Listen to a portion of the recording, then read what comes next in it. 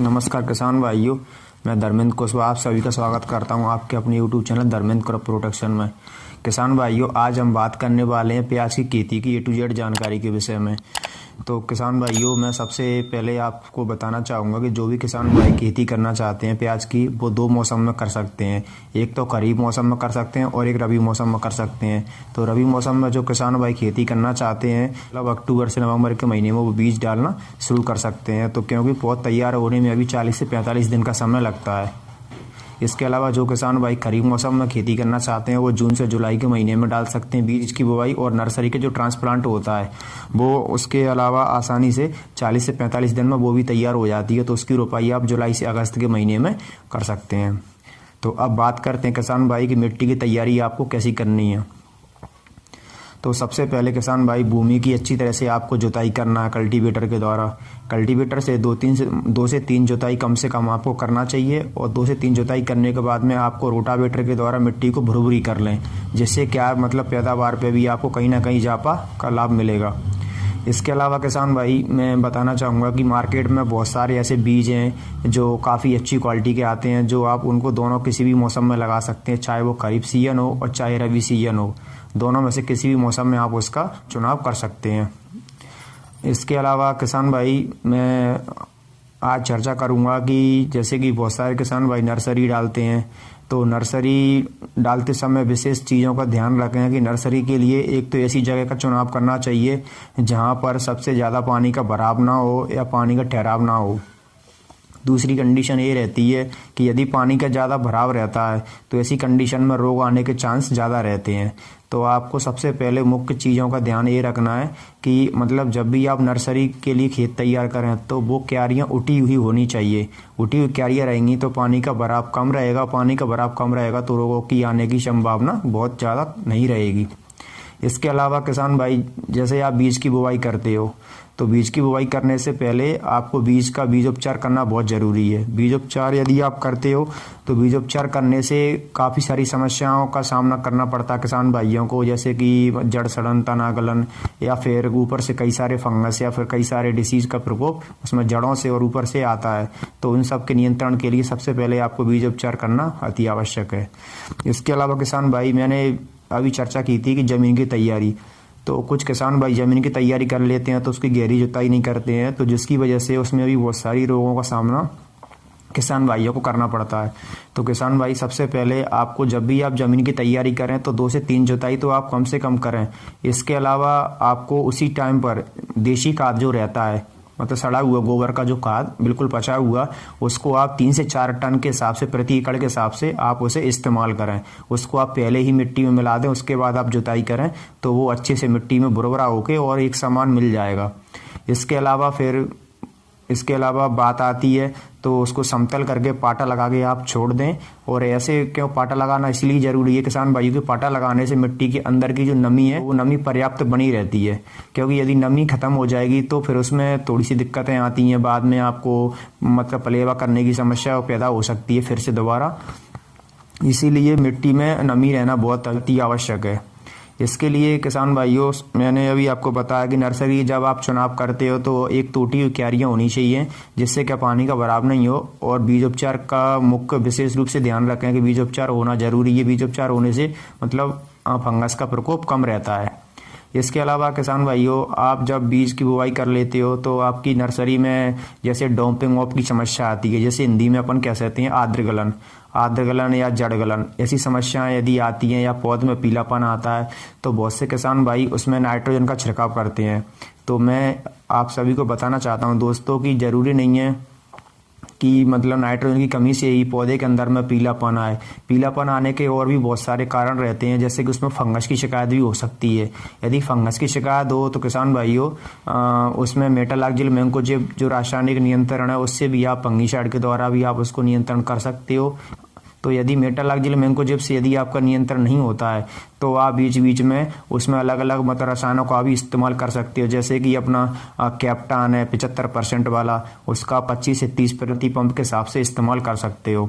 इसके अलावा आप उसमें वावेस्टीन का छिड़काव कर सकते हो 25 से 30 ग्राम प्रति पंप के हिसाब से। आप उसमें ज़्यादा डोज नहीं दे सकते। इसके अलावा जब बात करते हैं किसान भाई, जब आप खेत की तैयारी आपकी कंप्लीट हो जाती है और नर्सरी आपकी 40 से 45 दिन की कंप्लीट हो जाती है, तो बहुत से किसान भाई क्या करते हैं कि नर्सरी कभी कभी लेट हो जाती है, तो उसको जल्दी बढ़ाने के लिए बहुत सारी चीज़ों का इस्तेमाल करते हैं। तो मैं दोस्तों इतना ही कहूँगा कि ज़्यादा उल्टी सीधी चीज़ों को ज़्यादा इस्तेमाल ना करें, क्योंकि बाद में कहीं ना कहीं इसका प्रभाव फिर प्याज की फसल पर देखने को मिलता है।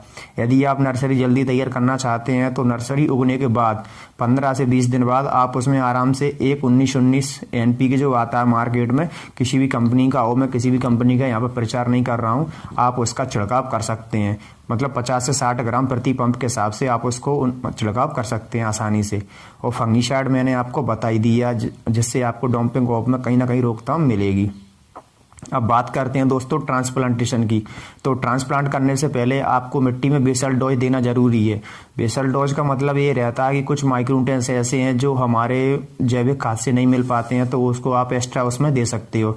जैसे कि हमारा 12-32-16 हुआ, या 10-26-26 हुआ, या फिर DAP हुआ 18-40, तो इस तरह की आप बेसल डोज दे सकते हो। तो बेसल डोज की मात्रा मैं आपको बताना चाहूँगा दोस्तों कि जब आप बेसल डोज देना चाहते हो तो शुरुआत में सिंगल सुपर फास्फेट मतलब 100 किलो प्रति एकड़ के हिसाब से छिड़काव करें मिट्टी के अंदर, चाहे वो दाने वाला हो चाहे वो पाउडर फॉर्म में हो। इसके अलावा आप उसमें पोटास दे सकते हैं, मतलब 25 से 30 किलो प्रति एकड़ के हिसाब से आप उसमें पोटास की मात्रा दे सकते हैं। ये हो गया दोस्तों बेसल डोज। आपको यूरिया का छिड़काव नहीं करना, क्योंकि यूरिया नमी के समय ही दिया जाता है, उस समय उसमें नमी ज़्यादा नहीं रहती है। उसके बाद आप ट्रांसप्लांट कर सकते हैं। दोस्तों ट्रांसप्लांट करने से पहले एक मुख्य बात का और ध्यान रखें कि प्याज की जड़ों में मतलब बहुत सारी समस्या आती हैं कि जड़ सड़न, तना गलन नीचे से, और बहुत सारे रस चूसक मिट्टी के अंदर जो रहते हैं, तो उससे कहीं ना कहीं पौधे को नुकसान पहुंचाते हैं। तो उसके लिए दोस्तों आपको एक विशेष बात का ये ध्यान रखना है कि जब आप ट्रांसप्लांट करें, नर्सरी से पौधा आप जब निकालें, तो पौधे को अच्छी तरह से साफ करके और उसका मतलब जड़ों का भी आप ट्रीटमेंट करें। ट्रीटमेंट के लिए आप ले सकते हो साफ पाउडर इस्तेमाल कर सकते हो, वावेस्टीन इस्तेमाल कर सकते हो। तो ये तो हो गया फंगीसाइड। इसके अलावा कीटनाशक में अपना क्लोरोफारीफास है 20% वाला, या इमिडा क्लोरोपिरिडा 17.8% वाला, आप इसका इस्तेमाल कर सकते हो। तो इन दोनों का डोज मैं आपको बता देता हूं जो आप ले सकते हो। 20 लीटर पानी के लिए 50 ग्राम आप कार्बेंडाजिम ले सकते हो वावेस्टीन, और 20 लीटर पानी के लिए ही मतलब आप 50 ml वो ले सकते हो क्लोरोपारीफास 20% वाली। दोस्तों आप इन दोनों को मिला के एक घोल बनाएं, और घोल बनाने के बाद उसी के हिसाब से आप उसमें जड़ों को डुबा के मतलब ट्रांसप्लांट करें। तो यदि आप ऐसा करते हो तो कहीं ना कहीं आपको मतलब मिट्टी से जो लगने वाले जो रोग होते हैं उससे कहीं ना कहीं आपको इजाफा होगा, और आपके पौधे में मतलब किसी प्रकार का कोई रोग नहीं आएगा। इसके अलावा दोस्तों बात करते हैं जब आपकी ट्रांसप्लांट हो जाती है और मतलब फसल 15 से 20 दिन की हो जाती है, तो जब आप मतलब पानी देते हो तो पहले पानी पर आप 30 किलो प्रति एकड़ के हिसाब से या 25 किलो प्रति एकड़ के हिसाब से आप यूरिया का छिड़काव कर सकते हो। उसके अलावा उसके साथ में आप सल्फर का भी छिड़काव कर सकते हो 10 किलो प्रति एकड़, 8 किलो प्रति एकड़ के हिसाब से। और उसके अलावा और भी जो माइक्रोन्यूट्रिएंट्स रहते हैं, जैसे कि पौधों की जड़ों की विकास के लिए अच्छे से अच्छा आप कोई भी ह्यूमिक एसिड ले सकते हो या माइक्रोराजा ले सकते हो। इस तरह का आप छिड़काव कर सकते हो और वो आराम से पानी दे दो उसमें। उसके बाद आपका मतलब पौधा अच्छे से कंप्लीट हो जाएगा। अब बात करते हैं दोस्तों को शुरुआती स्टेज में कौन सा रोग आता है। प्याज में बहुत सारे रोग आते हैं, जैसे कि अपना स्टेम फाइलम ब्लाइट है जिसको अपन कहते हैं मतलब पत्ते का अगेती अंगमारी। ठीक है, शुरुआती जो लक्षण रहते हैं सबसे पहले इसी का प्रकोप रहता है। तो इसकी रोकथाम के लिए मार्केट में बहुत सारे टेक्निकल हैं, लेकिन मैं आपको कुछ कॉम्बिनेशन बताने जा रहा हूँ, उसका आप छिड़काव करते हो तो आपको बहुत अच्छा नियंत्रण। और इसके अलावा जैसे कि शुरुआत में रस चूसा कीट जो रहते हैं, जैसे कि एफिड जैसिड मतलब तेला चेपा माहू किसी प्रकार को रहता है, तो आप इसके लिए भी बेस्ट कॉम्बिनेशन मैं आपको बताने वाला हूँ। तो शुरुआती का बेस्ट कॉम्बिनेशन है इन सभी के लिए रोकथाम के लिए। आप शुरुआत में इमिडा क्लोरोपिरिड 17.8% ले सकते हैं आप इसमें 100 ml प्रति एकड़ के हिसाब से, और साफ पाउडर ले सकते हैं आप 200 ग्राम प्रति एकड़ के हिसाब से। इसी के साथ में एक आप मतलब पौधे की वृद्धि के लिए मतलब वेजिटेटिव ग्रोथ जैसे अपन कहते हैं वानस्पतिक अवस्था, उसकी अच्छी ग्रोथ के लिए आप NPK 19-19 का आप 100 ग्राम प्रति एकड़ के हिसाब से इस्तेमाल कर सकते हो। तो दोस्तों मैंने यहाँ पर 100 ग्राम प्रति एकड़ इसलिए बताया आपको क्योंकि 25 से 30 किलो यूरिया पहले ही दे चुके हो मतलब पानी देते समय, इसलिए शुरुआत इसके बाद आपको NPK ज़्यादा मात्रा में नहीं देना है। इसके बाद बात करते हैं दोस्तों की अगली जब स्टेज आती है तो मतलब 15 से 20 दिन बाद आप इसमें छिड़काव करें, मतलब कीटनाशक रसायन जो भी मतलब रहता है फंगीसाइड दवा का, क्योंकि लगातार छिड़काव करने से भी क्या कहीं ना कहीं फसल पर दिक्कतें आती हैं और आगे चल के फसल खराब हो जाती है। और दोस्तों नमी का विशेष ध्यान रखें, नमी ज़्यादा मतलब पौधे में नहीं होनी चाहिए, नमी उतनी होनी चाहिए जितनी ज़रूरत है, और पानी आपको लगातार फसल के अंदर नहीं देना है, क्योंकि यदि आप लगातार पानी दोगे तो कहीं ना कहीं फंगस की समस्या ज़्यादा आएगी, और फंगस की समस्या ज़्यादा आने के साथ साथ फिर आपको कहीं ना कहीं दवाइयों का खर्चा भी आपका बढ़ेगा। इसके बाद दोस्तों जब मौसम थोड़ा सा ऊपर नीचे होता है, जैसे कि 30 से 35 डिग्री टेम्परेचर दोपहर का ऊपर जाता है और नीचे का 20 से नीचे आता है, तो कहीं ना कहीं फिर आपको बहुत सारी समस्या का सामना करना पड़ता है। जैसे कि फिर आपकी प्याज की फसल में पर्पल ब्लॉच की समस्या आती है, जिसको अपन हिंदी में कहते हैं पत्ते का बैगनी धब्बा। वो एक बैगनी धब्बे की समस्या आती है कि पत्ते अंदर से मतलब बैगनी का मतलब पूरा नीला होता हुआ चला जाता है और नष्ट हो जाता है और आड़े टेढ़े हो जाते हैं पत्ते। उसकी रोकथाम के लिए भी आप मार्केट में बहुत सारे रसायन है, लेकिन फिर भी मैं आपको टेक्निकली सलाह देता हूँ, तो आप उसके लिए एजोक्सिस्ट्रोबिन प्लस डाइफेनोकोनाजोल का छिड़काव कर सकते हो 20 ml प्रति पंप के हिसाब से। उसके साथ में यदि कोई त्रिप्स की समस्या है या फिर कोई ज़्यादा रस चूसक कीटों का आतंक है, तो उसके लिए आप इमिडाक्लोरोपिड 40% प्लस फिप्रोनिल 40% उसका आप 100 ग्राम प्रति एकड़ के हिसाब से छिड़काव कर सकते हो।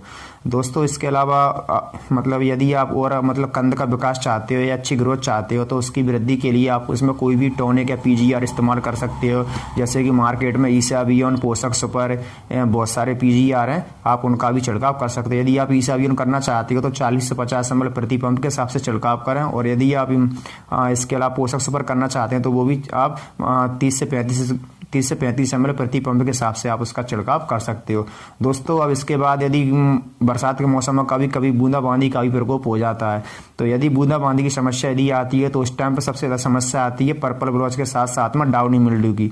यदि डाउनी मिल्ड्यू रोग जो आता है, डाउनी मिल्ड्यू का मतलब रहता है पत्ते आड़े टेढ़े हो जाते हैं और पूरी फसल रातों रात चौपट हो जाती है। तो ऐसी कंडीशन में दोस्तों आपको छोटे फंगीसाइड नहीं डालना है, ऐसी कंडीशन में आपको कॉपर बेस फंगीसाइड डालना है। कॉपर बेस के लिए अपना कॉपर हाइड्रोक्साइड और ब्लू कॉपर आता है, कॉपर ऑक्सीक्लोराइड, और इसके साथ साथ में आप कोई भी एंटीबायोटिक स्ट्रेप्टोसाइक्लिन या बेलिडामाइसिन या कासुगामाइसिन का छिड़काव कर सकते हो।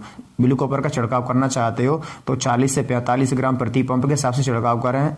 इसके साथ कोई भी यदि आप एंटीबायोटिक लेते हो, बेलिडामाइसिन या कासुगामाइसिन, तो बेलिडामाइसिन 40 ml प्लस कासुगामाइसिन 30 ml प्रति पंप के हिसाब से छिड़काव कर सकते हो। बहुत से रोग ऐसे रहते हैं जो मिट्टी से लगते हैं, जैसे कि वाइट ग्राब या फिर रूट रॉट, तो उसकी रोकथाम के लिए आप जब आप बेसल डोज देते हो यूरिया, डीएपी या अपना सल्फर, तो उसके साथ में आप पिपरोनिल ले सकते हो 3% 6% वाला, या क्लोरोफारीपास ले सकते हो 10% वाली। तो यदि आप पिपरोनिल का चुनाव करना चाहते हो मिट्टी के लिए तो 5 किलो प्रति एकड़ के हिसाब से छिड़काव करें। यदि आप क्लोरोफारीपास लेना चाहते हो तो वो भी आप 4 से 5 किलो प्रति एकड़ का छिड़काव कर सकते हैं। इसके साथ में यदि फंगस की समस्या आती है तो कार्बेंडाजिम मैंकोजेब 500 ग्राम प्रति एकड़ के हिसाब से छिड़काव कर सकते हो, या फिर ज़्यादा मतलब जड़ सड़न की समस्या आ रही हो तो ऐसी कंडीशन 800 ग्राम से लेकर के 1 किलोग्राम तक आप थाइफ्रेड मेथाइल का भी छिड़काव कर सकते हो। जब भी आप छिड़काव करें तो नमी जरूर होनी चाहिए। दोस्तों अब बात करते हैं इसके अलावा मतलब प्याज की फसल में बहुत सारे खरपतवार हो जाते हैं, तो ऐसी कंडीशन में आपको क्या करनी चाहिए, क्योंकि ये भी बहुत एक अहम समस्या है कि खरपतवार बहुत जल्दी पैदा हो जाते हैं। जैसे ही नाइट्रोजन उनके संपर्क में आता है तो सबसे पहले फसल से ज़्यादा सबसे पहले उगने वाले जो चीज़ें होती हैं वो खरपतवार। तो खरपतवार नियंत्रण करने के लिए आपको क्या करना चाहिए दोस्तों, कोई भी खरपतवार नाशक आप दवाई के प्रयोग कर रहे हैं तो उससे खरपतवार नाशक प्रयोग करने से पहले आपको उसमें नमी बनाए रखना है, और नमी होने के साथ साथ में जब भी आप खरपतवार का मतलब उसमें प्रयोग करें तो खरपतवार हमेशा शाम के टाइम करें, क्योंकि खरपतवार शाम के टाइम प्रयोग करने से क्या 2 कंडीशन रहती हैं। सबसे पहले एक तो प्रॉपर नमी बनी रहती है, और रात का टेम्परेचर जो उसको मिल जाता है वो सफिशियंट रहता है, क्योंकि दोपहर के टेम्परेचर में नमी नहीं रहती है ज़्यादा, और मतलब टेम्परेचर ज़्यादा ऊपर जाता है तो कहीं ना कहीं पत्ते जलने की समस्याएं आती हैं या फिर खरपतवार काम ही नहीं करता है। और जब भी आप खरपतवार प्रयोग करें तो उसके साथ में चिपको सिलिकॉन बेस कोई भी 5 ml वाली मिलाकर ही आप छिड़काव करें। तो खरपतवार नाशी में दवाइयों का नाम बताना चाहता हूँ। यदि सकरी पत्ती का खरपतवार यदि आपके फसल में है तो उसके लिए आप कीजालोपॉप का मत छिड़काव कर सकते हो। कीजालोपॉप आप डालना चाहते हो तो किसी भी कंपनी का जैसे ट्रगा सुपर है, नाका सुपर है, कोई भी आप ले सकते हो, या फिर अकामा आता है तो आप उसका भी छिड़काव कर सकते हो। तो मतलब सकरी पत्ती के लिए जो आप कीजालोपॉप डालोगे उसका 40 से 50 ml प्रति पंप के हिसाब से आप उसका छिड़काव करें। इसके बाद में दोस्तों बात करते हैं यदि इसमें चौड़ी पत्ती का भी खरपतवार है तो चौड़ी पत्ती के लिए मार्केट में आता है कंपनी का गैलीगन आता है, जिसमें टेक्निकल आता है ऑक्सीफ्लोरोक्विन।